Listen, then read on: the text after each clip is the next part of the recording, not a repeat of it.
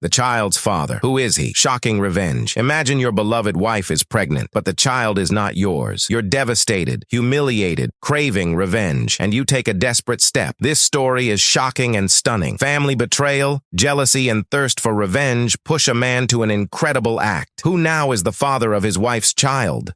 How did he take revenge on her and the lover? The truth will shake you to your core. Revealing the secret will ruin many lives. Are you ready to hear this shocking story?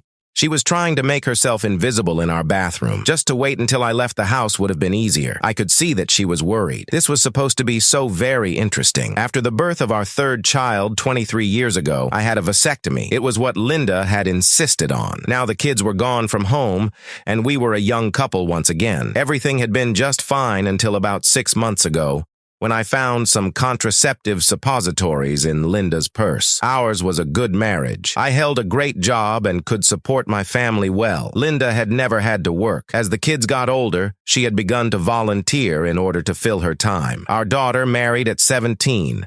One of the boys married last year. It wasn't hard to figure out what my answer was, but I didn't have a clue as to what to do about that problem. Then I remembered that my wife was a good Catholic, and an idea occurred to me. Morgan Davis had been a family friend for a long time. Morgan and Rosa had 2 kids.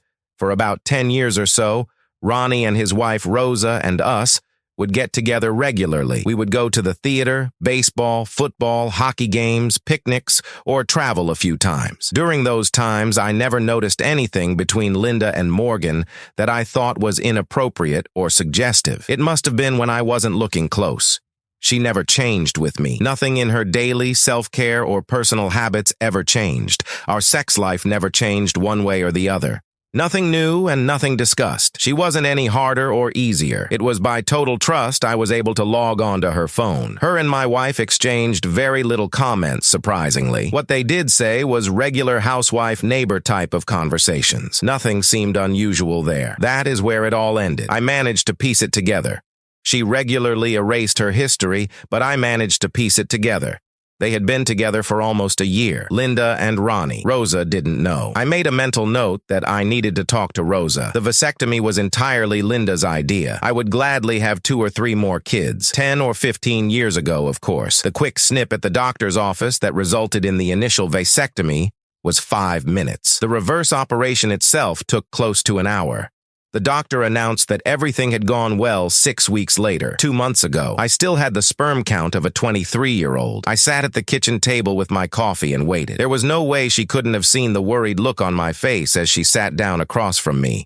She knew nothing but time would force her to the drugstore for a pregnancy test kit. Deep down, she knew there was no chance it could be mine. She now had to tell me how she got pregnant. I still sat there with a silly grin on my face as she squirmed in her chair, desperately trying to get comfortable. And I need to talk.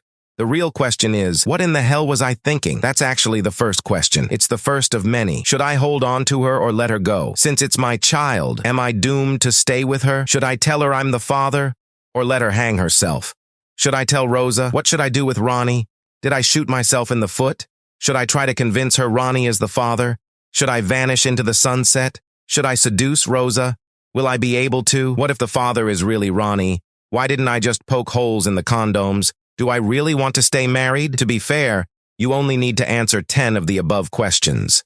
If you answer half of them correctly, you've passed the test. Subscribe to our channel so that your second chaff doesn't cheat on you, and go ahead and listen to the next story, because this story is nothing compared to the next one. If you're under 18, don't even think about listening to the next one. Outlisted.